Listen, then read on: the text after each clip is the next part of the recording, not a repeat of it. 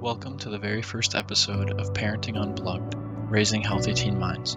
Endeavor Health Linden Oaks Hospital is excited to launch this podcast series dedicated to helping parents support their children's mental and emotional well-being. Each month, we'll bring you insights from experts in the field of behavioral health, practical advice, and strategies to navigate the challenges of raising teens today. In today's episode, we're focusing on strategies for managing school-related anxiety and avoidance. Our guest is Dr. Laura Kohler, a licensed clinical psychologist and clinical supervisor of anxiety services at Endeavor Health Linden Oaks Hospital. With over 10 years of experience in settings including community mental health and private practice, Dr. Kohler specializes in helping adolescents and their families manage anxiety and build resilience. Before we dive in, I want to remind you that if you're looking for additional support or resources, you can visit our website at eehealth.org/LOH-parenting unplugged. Now let's get started. Dr. Kohler, thank you for joining us today. Thanks for having me.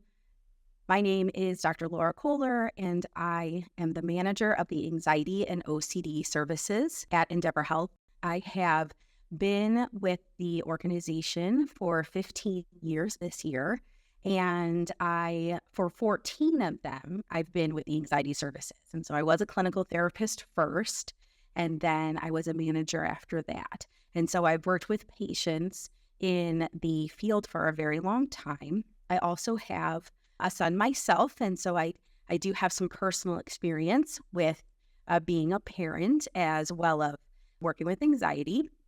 And so some of the things we're going to talk about today are the signs and symptoms of anxiety. We're going to talk about an action plan that we can use overall to help manage anxiety. And to be honest, not only anxiety for your child, but also for us too. As parents, we as humans, we experience anxiety, but then as parents, we have anxiety as well. And so all of these skills that I'm going to talk about today can be used across the board for our children as well as us. And then we're also going to review very specific skills that you can practice with your child during anxiety-provoking situations. Thank you, Laura. Can you start by defining anxiety and explaining how it relates to school settings? So anxiety is just the anticipation of a future threat. So in general, anxiety serves to motivate and protect an individual from harm or unpleasant consequences. And so anxiety is an emotion that every person on the planet has, and it's actually very important that we have it, that we appreciate it. But I think a lot of the times people come to us in the anxiety and OCD services to try to make anxiety go away. And one of the very first things that we're always talking about with all of the people is that we want to appreciate it, and it's there for a reason. It's just we don't want it to control all of our decisions and make all of our decisions in service of that anxiety.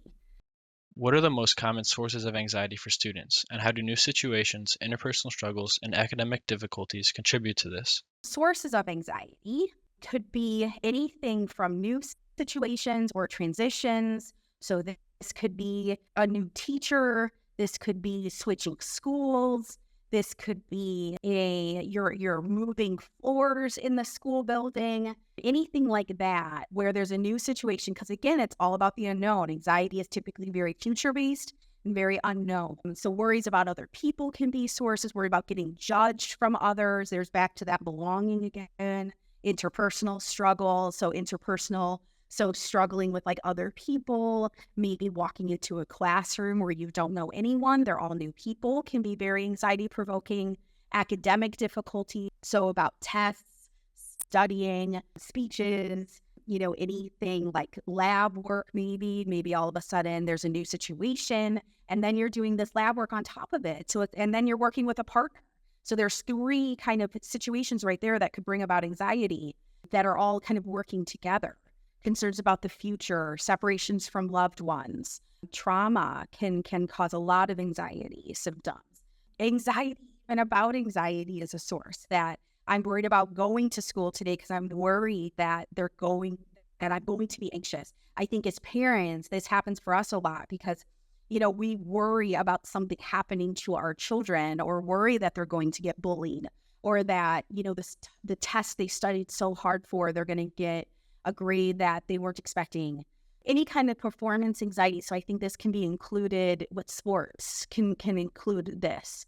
Specific fears, so such as vomiting or, bugs, weather. We do have kids that come into our program that struggle with the ideas of tornadoes or storms, things like that.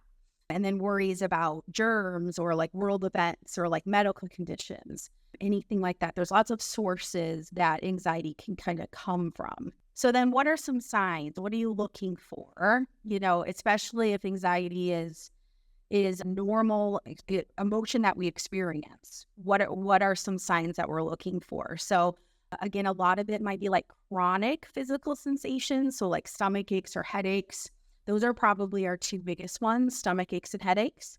Some other signs that you might be looking for is like frequent trips to the guidance office or the nurse. A lot of the times, kids that struggle with going to school, if they are willing to go to the building, sometimes they often spend a lot of times like in the student services area or the nurse. Loss of interest in hobbies or extracurricular activities. And so if your kid was in sports or in like the clubs after school and now they're choosing to come home early. Because what can happen sometimes is that the clubs activities, the sports, because it's connected with school, and if our mind is worried about school, then it's all just like lumped together in that same category. So even if the anxiety sort of started off academically, it can kind of expand out into other areas that are related to school. Can you share some reasons why children might refuse to go to school or struggle with school attendance due to anxiety? So there's 4 main reasons why kids typically struggle to go to school or refuse to go to school. The first one is to avoid any school-related experiences that could provoke an unwanted thought or feeling. So this could be, again, this is where anxiety is going to come into play. If it activates some depressive symptoms, if it activates, going to school could activate any kind of like social anxiety, that would be a place where that would fit in. Another one is to escape any sort of negative evaluative situations. So this is where that performance anxiety is going to come in. If you're academically even, I'm worried about not getting that A. So you might see if your kid maybe leans towards like a perfectionistic personality, then this might be an area because I want to get straight A's. There is no other option. We can have a mindset like that. So then going to school where then I'm getting a B or a C is something that's just so uncomfortable that then I don't want to go because I don't want to experience that. Another example could be for positive reinforcement for intangible rewards, such as like attention or sympathy. So this is often where kids that have separation anxiety might fall into this category. And so I, get to spend all day with my parents and I struggle to leave them. So if I don't go to school, I get to spend the entire day with them. And then that is often, something that then is actually reinforcing and rewarding that it might accidentally increase their desire to then not go to school and stay home. And then the fourth one is then for tangible rewards, like outside of school, such as like going places, spending time with friends. So then they're not going to school. The fourth one typically is just more they don't enjoy school. This might be more of the oppositional defiant disorder, something in that category could fit in there. And so the 3 that are more related to anxiety and this topic is that we're avoiding some sort of uncomfortable feeling. We're trying to escape some sort of evaluative situation. And then for some positive reinforcement with intangible rewards are the 3 primary categories. How can parents develop a skills action plan to help their children manage anxiety in a healthy way? The way I like to describe this is that it's like a frame that we can use as parents as a way just to sort of look at anxiety overall. So this frame that I'm going to talk about is a frame that I use for myself to manage my own anxiety. This is a frame that I use with my son. This is a frame that I use for my patients. So as a manager at the Anxiety and OCD services, I have a tendency to, I'm not in the group room all the time getting to know the patients, very personally because I'm a manager of all of our programs. And so I don't know them as well as I did when I was a clinical therapist. So this frame can help me be able to respond to anxiety, even if I don't know exactly what's going on, because that's what happens a lot, even with their own children. They could come home, experiencing all of these anxiety symptoms, and we're not sure what's happening. So that's the frame I'm going to talk about now.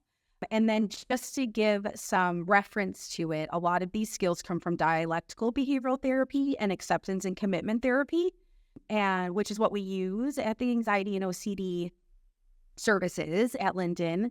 And there's kind of two primary categories that I look at when I'm looking at the skills action plan, this frame, which is life skills, which are the skills that we're just using every day, all day, to make our lives more full and meaningful, to help us be more present. And then more of like a crisis skills to then help us when anxiety is more at that moderate to high range, and ways to sort of help bring it down. And so there's kind of two categories to this. And so we're going to talk a little bit about how to regulate our emotions by setting our day up for success, and then as well as how to manage anxiety when it does show up. So to set your day up for success, everything that I'm about to talk about might not be anything that's brand new to you. However, it's all very important, and I can't talk about how to manage anxiety, a presentation about managing anxiety, without talking about how to do all of these emotion regulation type skills. And especially for kids, I think it's important for them as just as much as it is for adults. And so to set our day up for success, we're looking for making sure that we're taking care of our body. So making sure that we're sleeping well, making sure that we're eating well, that we're limiting any mood-altering substances. So this even includes like sugar or caffeine, making sure that we're getting active. A lot of the times, what we have found is that when kids struggle to go to school, then they're not getting PE. So now they're not getting that kind of natural exercise that just happens throughout the day. And so when we're not taking care of our body, that can have a tendency then to slowly make us dysregulated, which then can make us more reactive to different kinds of emotions and different kinds of experiences that happen. And then we also need to know what's important. And these are things that we can start out, as low as kindergarten to first grade, knowing what's important and starting those conversations, being able to know why I'm going to do something uncomfortable is really going to help us then do it. And so being able to know the why is then figuring out what's important, our values. We want our values to guide our behavior, not our feelings or the thoughts that are popping up. And so, because again, like I was saying before, is that if we're only listening to that anxiety part of our brain, it just wants us to be comfortable. And so it's not as concerned about going, trying out for that sport or taking that AP class. And so being able to know what's important, and a way to investigate this might be having conversations about what kind of student do you want to be? What kind of friend do you want to be? What kind of teammate do you want to be? Because if the answer to that is, I want to be a teammate that is hardworking and committed and loyal and responsible, then we're going to show up to practice. And so even though maybe our mind is coming up with some anxious thoughts about what if I mess up? What if I drop the ball? What if I, don't do a good job today? We still want to move towards our values. And in order to do that, in order to be committed, and in order to be loyal, in order to act with responsibility, we have to then move our body to practice. And so we want our values to guide our behavior, not our emotions, which is often a shift for us. This can be a shift because a lot of us will look at our emotions. How do I feel about a situation? And then let that sort of decide what we do. Another area is to what's called accumulate positive experiences. So these are doing things on a daily basis to help us to experience like little pockets of joy, I like to call it sometimes, Because when we're feeling anxious, if we're anxious about going to school, a lot of the times everything becomes about anxiety then. And if we can do these experiences throughout the day to try to accumulate, those can be the things that could keep our anxiety a little bit lower throughout the day. So, for example, it could be, wearing our favorite outfit to wearing fun socks, or making sure that we have like a fun lunch for us that day, or playing music while we're doing our schoolwork. Any sort of activities. A metaphor that I learned once that I really liked is that sometimes we have to do things as humans that aren't always fun. So, for example, maybe doing homework is just sort of one of those areas of life that has to happen. And so accumulating positive experiences would be like adding like ranch to your carrots, or adding like peanut butter to your celery.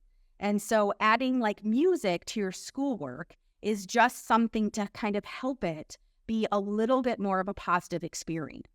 Just like adding ranch to carrots, adding peanut butter to celery can help us get more vegetables for the day. It's just a way just to help it a little bit. So sometimes if you're sort of taking this isolated, I'll get comments like, really like wearing fun socks today is really going to like make all my anxiety go away.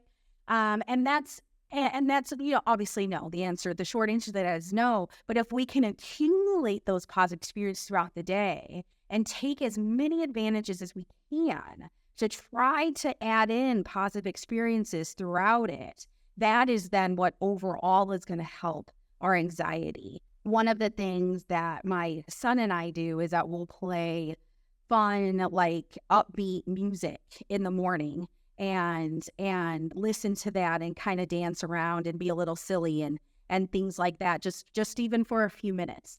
And that's something that can just put a smile on our faces. It's also a way for us to connect a little bit. And it's just something that is fun for both of us. Another way to set your day up for success that's similar, but a little bit of a bigger scale, is engaging in meaningful activities. So this is a little more organized, this section's a little more making sure that we are doing hobbies and interests, setting goals that are short-term, medium-term, long-term. So this might be if it is going to like clubs and activities, or even taking classes at the park district, doing things that could move us towards a sense of competency and accomplishment. There's a lot of research that shows building this like sense of mastery over things can really help with our own self-esteem and confidence. And so, doing these type of things can bring about this sense of mastery, which then helps us with our self-esteem and our confidence. And so, although absolutely helping doing these little things every day, the accumulating positive experience, we also want to engage in these sort of longer term meaningful activities. And again, I'll keep kind of coming back to this idea that with anxiety, we often avoid things. And so then our entire world has a tendency to shrink. And everything is just about avoiding anything that could come up with anxiety. And oftentimes, these things are the things that go first. Even think about yourself as parents. When the more busy we get at work, or with, taking care of the children and the house, usually the first things to go is like eating well and exercising and our hobbies. These are the first things that we let go of because of all the other stuff we have to do. Or if it feels like anxiety is going to show up in all areas of our lives, then we avoid that. And these are the things that are going to help us stay grounded, stay consistent, hopefully help keep our anxiety on the lower end of things. And then the final one is recovering throughout the day. So taking breaks to refuel by doing any sort of like calming activity. So listening to calming music or doing a meditation. You can get a lot of great meditation on YouTube. Noticing gratitude moments, using specific times of the day to notice something that you're grateful for, even with all the anxiety that's going on. Reading hopeful or inspirational quotes is another way to kind of recover. I'll use this metaphor with all of my kids. So patients as well as my own child. that it's about, we kind of what we want to do is wake up with a full gas tank. So when we sleep well and we're eating well and we're getting exercise and we're letting our values guide our behavior and we're accumulating these positive experiences, engaging in these meaningful activities by doing hobbies and interests, hopefully that we're waking up with a full gas tank or, pretty full of a gas tank.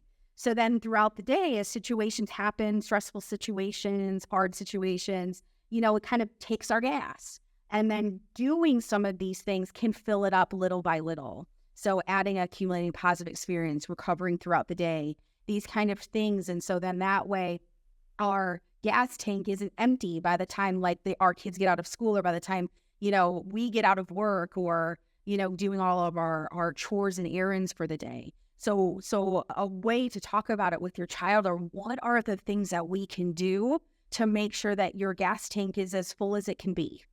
And a lot of these things can help with that. And the reason for that is, if we're not doing these things, so if we're not eating well and we're not sleeping well and we're not doing all these hobbies and interests and kind of doing all the things I was just talking about, then we have a tendency to be more dysregulated, right? So if we're waking up and our gas tank is already just at half full, then what'll end up happening is that when we're dysregulated, when it comes to then experiencing emotion, we will experience it. We could experience these emotions very quickly.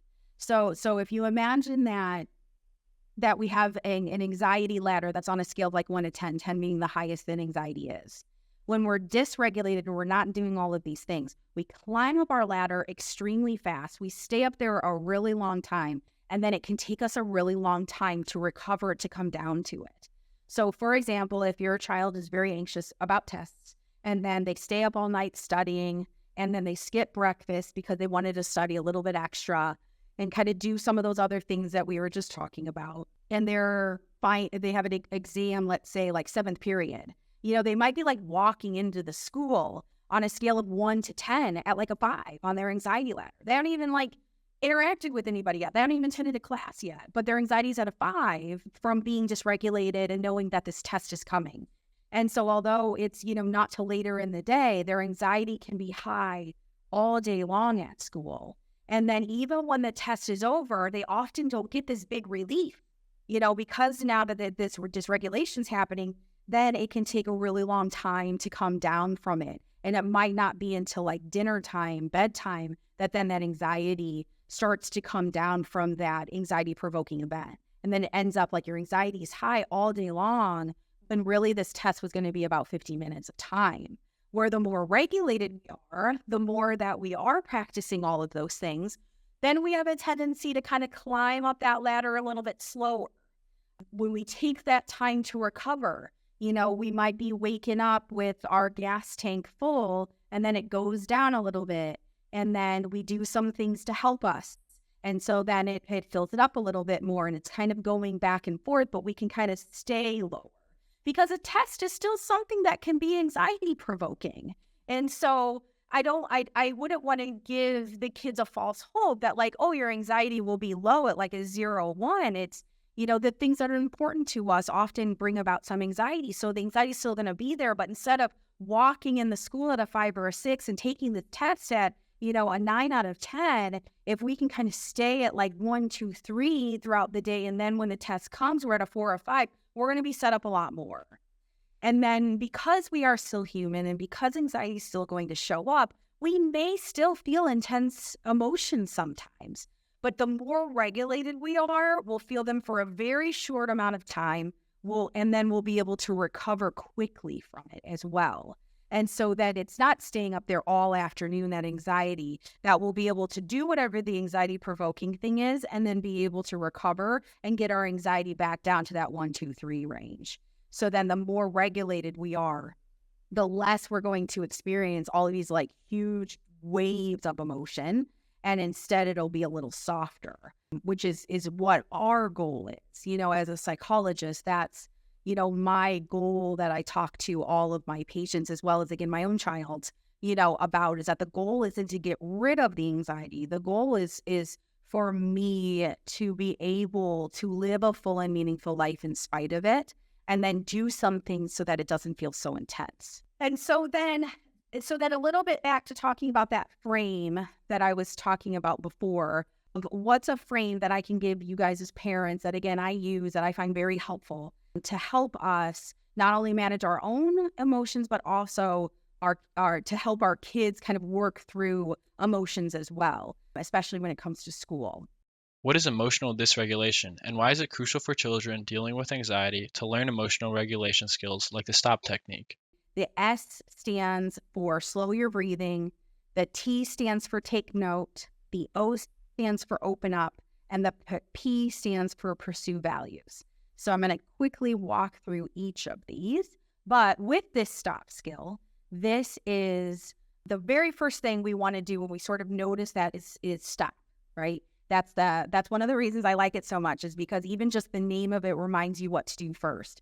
Oftentimes when anxiety shows up and that fight or flight is getting ready to be activated, it's concerned about that threat. So it just tells us to do something, but we're not sure yet if we even need to do anything. And the more that anxiety has been activated, the quicker it's actually going to do that fight or flight and do something. So then the very first thing we want to do when anxiety shows up is just stop. Stop the urge to act immediately. Big emotions may suggest that we do something that is against our values, against what's important to us without thinking, and then that fight or flight or freeze. And so we want to stop and kind of quickly evaluate the situation. Now, of course, if there is anything that is life-threatening right in front of us, we, of course, then would, want to sort of let our fight or flight system get activated to help keep us safe. But for that S, so for stop, S, slow your breathing, is kind of the very first thing that helps. And sometimes, I do get feedback sometimes where kids in particular sort of moan and groan a little bit about breathing exercises. I think they're talked a lot about in therapy and at schools, but they're just so crucial for so many reasons. And so what slowing your breathing, what these breathing exercises do, it gets a little technical, but sometimes I feel like when I have shared this with the kids, with my patients, that although it's technical, I think it's giving them a reason to listen to me, because it is research. And so that fight or flight system is our sympathetic nerve getting activated. Breathing exercises activate the parasympathetic nervous system, which is what reduces that emotional arousal. So when we do slow our breathing, when we do these breathing exercises, it helps us get grounded, it helps us get present, it helps us calm the body down. There is like biological, scientific evidence that shows that this is helpful. And so I think where the personalization, the individuation comes into play is finding the breathing activities, the breathing exercises that are really helpful for your child and for you as well. There is probably 50. If you Google breathing exercises right now, you probably get at least 50. And so it's finding the one for you and your child that'll be helpful, that then perhaps you guys can do together. And then that way, both of you are getting, helping with that regulation and getting that calming effect that can happen with that. And so we want to stop. We want to do an activity to slow our breathing. One of the favorites, when I do activities or podcasts like this, a lot of times I'll ask the patients at my work at the anxiety and OCD services at Endeavor Health Linden Oaks, I'll ask them, what is your favorite? Because that's what I want to share with all of you, is what are the kids saying is their favorite. And pretty much since my entire time at Linden Oaks, 4 square breathing has been a favorite. And it's quick and it's easy, and which is why I think kids like it so much. And again, it's something that as adults we can do with them. We can guide them through it. And so first, 4 square breathing is where you breathe in for 4 seconds, hold it for 4 seconds, breathe out for 4 seconds, and then hold it again for 4 seconds. And then we want to do that at least 4 times. So we need it to be enough time that parasympathetic nervous system will get activated. And doing it for at least 30 to 60 seconds will help that that nervous system get activated. So again, it's breathe in for 4 seconds, hold it for 4 seconds, out for 4 seconds, hold it for 4 seconds. Something else that's important too is that you want to breathe from your belly when doing this. So oftentimes when anxiety peaks, we have a tendency to breathe heavier from our chest, and that would increase hyperventilation. And if we're breathing from our chest and our lungs are increasing and decreasing, that then will also cause our heart to race, which then again is going to get that sympathetic nervous system activated. But so to get that parasympathetic nervous system, it's slowing the breathing and then like breathing from your belly. Another one that can be helpful with that, if your child is struggling from breathing from the belly, you can have them imagine that there's a balloon in their belly. And as you breathe in, the balloon inflates. And then as you breathe out, the balloon deflates. If you have a younger child, or even teenagers can do this too, you can also put like a stuffed animal or something on the belly. You could like have them lay down, put something on their belly. And then that is another way just to kind of, as you breathe in, take that stuffy for a ride, is what we say with the younger kids. Take the stuffy for a ride, and then when you breathe out, it would come back down. And so like, again, for me as a manager, if I just walk onto my unit and someone comes out of a group room and they're struggling, they look like they're struggling even, this is the first thing I'm going to do with them is like, let's do this with me. You will see I don't often ask if they want to, because oftentimes the anxiety is like, no, I need to run or I need to fight, right? And so sometimes just a little trick can just be like, do this with me. We're going to breathe in, 2, 3, 4, hold it, 2, 3, 4, and then so on. It's just a little trick that sometimes I think the anxiety isn't like aware enough to kind of see that, hey, they didn't even ask if I wanted to do this. And then we just do it together. So that's kind of the, after stopping and then slowing your breath, that's again just a way to get us grounded, present, and calm. Because again, anxiety is very much future-based. It's very much about worrying. So if we can get more present, focus on our breathing that's happening right now in this moment, that's just naturally then going to calm down that future worry that might be happening. And so then the next one is the T. So take note. So now that we've sort of slowed our breathing and hopefully got a little bit grounded, hopefully calmed us a little bit, now it's time to take note about what's going on. So, what's going on inside of their body, getting back to all of those symptoms that we were talking about at the very beginning of this podcast. You can even ask them, start from the head, like what, if you say, well, what's happening inside of your body right now? And they're like, I have no idea. Okay, let's look at your head. Do you find that there's pressure in your head? Do you have a headache? How are you having blurred vision?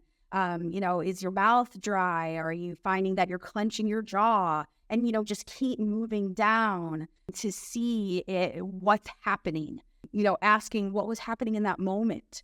And eventually, right, we would like our children then to be able to do this on their own. So a lot of times, though, in the very beginning, we have to role model it for them to show them this frame. And so what we're doing here is gathering information without acting. We're just being a curious scientist. So what are our thoughts, our feelings, the urges, the physical sensations, just, how big is the emotion? So back to that scale of like 1 to 10. What's happening? How big is it? If you were to say on a scale of 1 to 10, who's involved? What people were there? For us to be able to make effective choices, for us to choose a valued path of the things that are important to us. How do we want to show up? We need to know what's happening. We need to know what's going on. And so one, as parents, in order to help our children, we need to know what's going on.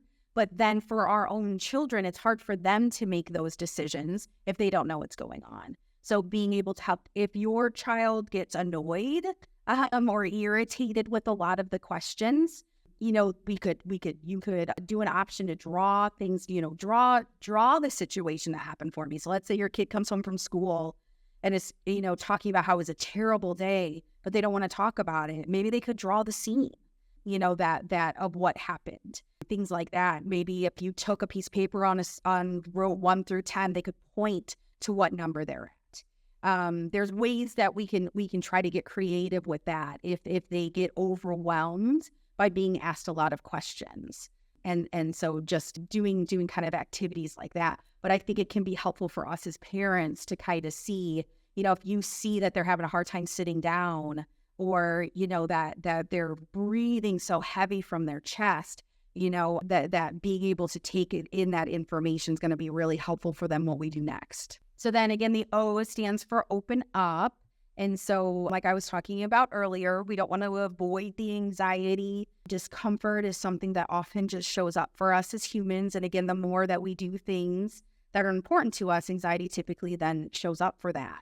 And so being able to sort of open up to that, being able to open up to and making space for these, if the thoughts are uncomfortable because their mind is saying things like, I'm going to mess up, I'm not going to do a good job, everyone's going to laugh at me. But being able to make space for that's what's going to allow us then to be able to have conversations about that makes sense.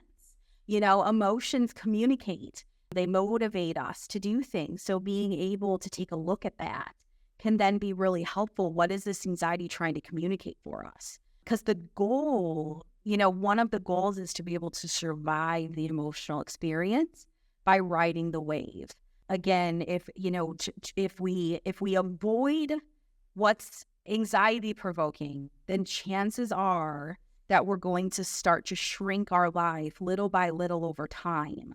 And then we're going to take out things that are important to us, that are going to make our life full and meaningful. So being able to open up to it and allow it to make some space for it and be able to ride that emotion will really be helpful for us. It is for parents too. Again, for us as parents too, this is going to, be helpful for us, because watching our child be uncomfortable and be in pain, is uncomfortable for us too. And so, being able to open up to that is going to really help us out in the long run. And then the P again stands for pursue values. So back to, what actions are then going to be in line with the type of person I want to be, the type of life that I want to have. So if I want to be a loyal, committed teammate, then my action is going to be to go to practice, not necessarily then to listen to my anxiety to avoid. Now, can we absolutely listen to our anxiety to help us do some accommodations to share, with our coach or our teammates if we feel comfortable doing that? Absolutely. We can, because again, anxiety is trying to communicate with us. So it's not just like, we're also, we don't want to just ignore the anxiety either. We do want to take a minute, open up to it, see what it's telling us, see if there's something we can do about it. But, it is almost like we'll use this skill, this strategy almost of talking to our anxiety and, as if it was this thing in front of us. If we could give it a shape, if we could physicalize and give it a shape, what would we say to this anxiety of, but I want to be a part of the team. I don't want to go home. I want to be a part of the team. I want to play the game. And so I'm going to go. We can have a quick conversation about what choices are going to make this situation better or worse. And then we can have strategies, skills, coping, things that you guys have learned if you have a therapist or that you've read in an article or listened to podcasts or, from schools, have a list of these strategies sort of handy then so that we can act most effectively. Can you share some long-term strategies and crisis skills that can help children manage intense emotions during anxiety-provoking situations? Just a few of those crisis skills, those kind of bigger traditional coping skills, could be a way to change our body chemistry quickly. Could be an ice pack. That's one of our favorites at the anxiety and OCD services at Endeavor Health Linden is ice packs. It can be a little shocking to our senses so that it can change that body chemistry quickly. And there's different versions of this. If somebody's at home, they could take a cold shower. If they are at school, they could go to the nurse's station and get an ice pack, or they could just go to the bathroom and splash cold water on their face too. Another way is intense exercise. That's another way to change your body chemistry quickly. So if our body's starting to get ramped up, If we then engage in intense exercise, something like jumping jacks or burpees, like the big ones, then when we do that, what it's going to do is not only expend that big energy because we're in that fight or flight mode, but again, if it's a test, there's nowhere for us to run to. So our body's got all this energy to our arms and our legs to fight or to run away. But it's a test. There's nowhere to fight. There's nothing to run away from.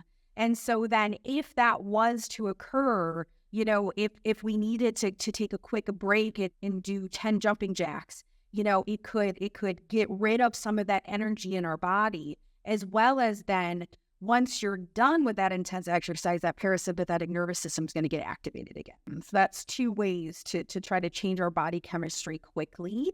I know those two are a little different if your child talks about having anxiety in the classroom itself. I know, an ice pack or doing 10 jumping jacks we can't do in the middle of the class, so we'll talk about a couple of those things that they could do.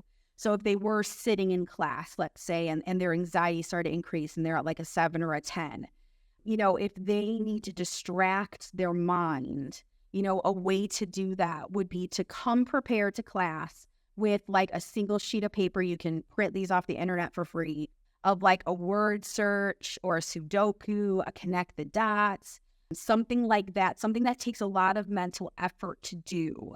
You would have to get kind of permission ahead of time. You would want the school to know if you're okay with that, letting the school know that if there's some anxiety that, if you see, teacher, if you see my kid pull out a word search, probably then, would signify that their anxiety is higher. Most of the time in my experience that if it's kind of talked about ahead of time with the school, they're typically okay with things like this because, our ultimate goal is to have to have the kids stay in the classroom, so if being able to pull out a word search and do that for 5 or 10 minutes, most of the time the schools are okay with that. Every once in a while, we do get a kid that doesn't like the idea of pulling something out like that in class because it might signify to some of their peers. So for them, another way to distract the mind might be to count backwards by threes. That's something that takes a lot of mental effort, and it's just something they can do in their mind. No one needs to even know that they're doing it. And then another one could be what's called the ABC game. It's probably hands down the favorite skill of all of the kids at the Anxiety and OCD services. And what that is that you take the alphabet and you pick a theme and then you go through that theme using the alphabet. So if it was like, let's say food, we would think of A, apples, B, bread, C, cereal, D, donuts, and you go through the alphabet. And because themes can really be endless, we could do video games, we could do stores, we could do names and work in that way. And the cool thing about the ABC game too is that you can do it mentally and no one even needs to know you're doing it. Or you could just take like a scrap piece of paper and write A to Z on it and then have something that's a little bit more concrete. As well as parents, we can use this skill with our child. So if I do A, my child does B, then I do C, then my child does D, and we can go back and forth doing this game together, or they can do it with their social worker or their guidance counselor at school as well. And so I think that's why it's a favorite, is because there's so many different versions that you can do with the ABC game. And then we touched on this a little bit before with the 5, 4, 3, 2, 1, but we can also do self-soothe. Self-soothe is a really big one. There's a lot of research that shows that can bring down some intense emotions. And so this is the kind of classic like fidgets that people have, because again, when that fight or flight, we have a lot of energy running through our arms and our legs. So being able to have something to fidget with can be a way to kind of to do something with that energy that's in our arms that are going down to our fingers. Another example can be having like inspirational quotes or having like an encouraging letter. So this could be good for someone that has like separation anxiety and they're starting to get anxious at school, maybe being separated from you, that if you write them like an encouraging letter, they could just pull it out and read it. And then that can help soothe them to help bring down that anxiety that might be getting a little too high. Another one could be what's called progressive muscle relaxation. And so you could absolutely Google this and you'd be able to get a script for it to walk you through it.